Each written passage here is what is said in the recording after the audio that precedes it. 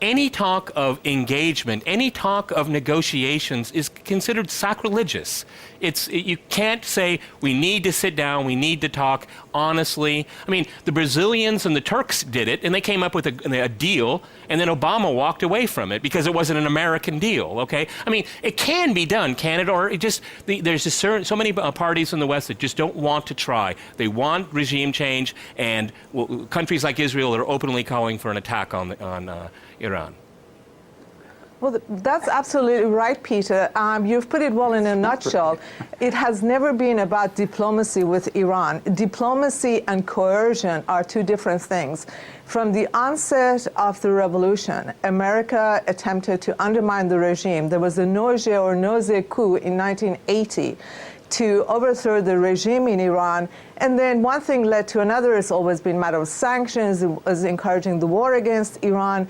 America does not want this regime in Iran because, for one, it claims sovereignty.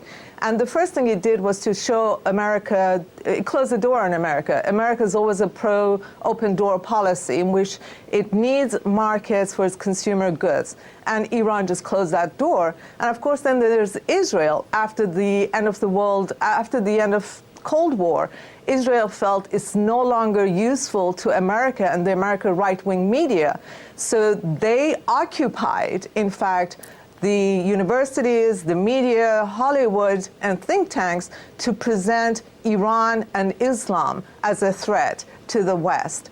And all this is just baseless, and the people that are happy to go around with this mindset, the media and the think tanks, there are a lot of them, or the most part, are affiliated with the the military-industrial complex. So it does benefit them to have wars, and Israel, of course, keeps getting, by pointing to Iran as a threat, Israel's constantly getting aid from the United States, while the people in this country are without a home, they're out on the streets, and they're without jobs. I mean, sanctions are expensive. They're taking jobs away from American people. Okay.